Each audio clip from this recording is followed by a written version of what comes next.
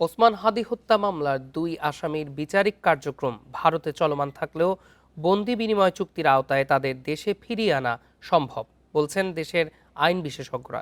আর ভারতের আইনজীবীরা বলছেন এক্ষেত্রে কোনো জটিলতা নেই, তবে দোষীদের বিরুদ্ধে উপযুক্ত প্রমাণ পাঠাতে হবে ঢাকাকে।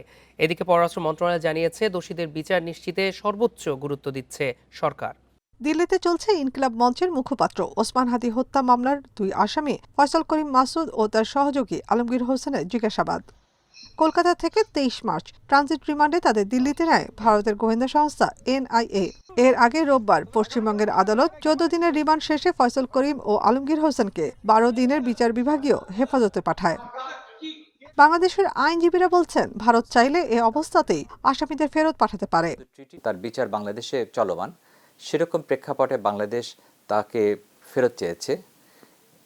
সেরকম পরিস্থিতিতে ইন্ডিয়াও এরকম একটা বিচারের কার্য চলছে। তৎসত্ত্বেও ইন্ডিয়ার গভর্নমেন্ট যদি চায় তবে তাকে বন্দি বিনিময় চুক্তির অধীনে তাকে ফেরত পাঠাতে পারে।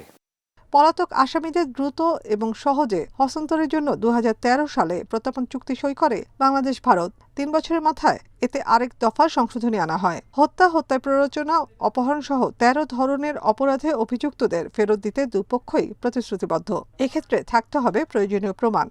এদের ক্ষেত্রে পাঠানোটা খুব একটা আইননীতিক জটিলতা নেই, কিন্তু সাবজেক্ট টু তাদেরকে দেখাতে হবে যে কেন, কি জন্য, তাদের কি প্রমাণ আছে, কি অপরাধমূলক কাজ করে বাংলাদেশ থেকে এখানে এসেছে, সেগুলোকে কিন্তু দেখাতে হবে। নাহলে সেই ক্ষেত্রে ভারতবর্ষ পাঠাতে বাধ্য। অভিযুক্তদের তথ্য সংগ্রহে ভারত সরকারের কাছে কনসুলার এক্সেস চেয়ে গত 9 মার্চ আনুষ্ঠানিক চিঠি পাঠায় ঢাকা, যদিও এখন পর্যন্ত দিল্লির জবাব মেলেনি। আসামিকে দেশে ফিরিয়ে আনা, সাজা দেওয়াটা আমাদের টপমোস্ট প্রায়োরিটি এই হাদি হত্যার ব্যাপারে, এবং সেটা বিচার আমরা নিশ্চিত করবো ইনশাল্লাহ। পররাষ্ট্র মন্ত্রণালয়কে সেটা স্বরাষ্ট্র মন্ত্রণালয় দিবে, তো স্বরাষ্ট্র মন্ত্রণালয়ে কাজটা চলছে। এর আগে 2015 সালে উলফার শীর্ষ নেতা অনুপ চেটিয়াকে ভারতে হস্তান্তর করা হয় এবং 7 খুন মামলার প্রধান আসামি নূর হোসেনকে প্রত্যর্পণ করা হয় বাংলাদেশে। Nafiza Dubla, independent news, Dhaka.